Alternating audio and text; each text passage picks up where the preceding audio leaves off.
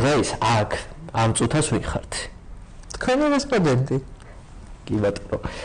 თქვენ საკმაოდ დიდი გზა გავიარეთ აი ამ ქირურგიაში და მაინტერესებს როგორ დაიწყეთ ეს გზა და რატომ გადაწყვიტეთ რომ გამხდარიყავით ქირურგი? დიახ. აი უნივერსიტეტის დაამთავრეთ და ასე შემდეგ მოგვიყვეთ.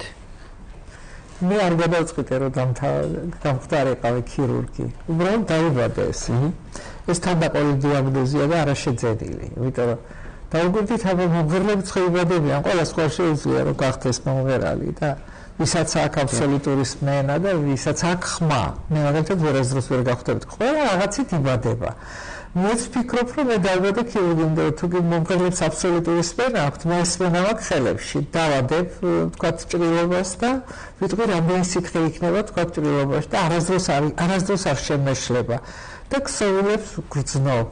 ასე რომ სამშობლოდან მეძახოდნენ ქირურგს რატომღაც და მე მასწავლიდა მანქანისტარებას ძალიან პატარა ვიყავი არ ვჩამდით მანქანიდან ისე დაგვყავდა თუ შენ ქირურგი იქნები და დაგიძახებენ ნუ დასახმარებლად ნაწახვიდეო და მადლობა ამისთვის მამას მის მერე საჭესთან მერე დავდივარ და სულ ქირურგი ვარ.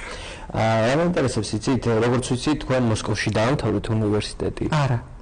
მე საქართველოში დაამთავრე უნივერსიტეტი და დაამთავრე ინტერნატურა. მოსკოვში მე დაამთავრე ორდინატურა, ასპირანტურა, დოქტორანტურა. და მე მუშაობდი აკადემიაში, ვასწავლიდი ესთეტიკურ და პლასტიკურ ქირურგიას 38 წელი.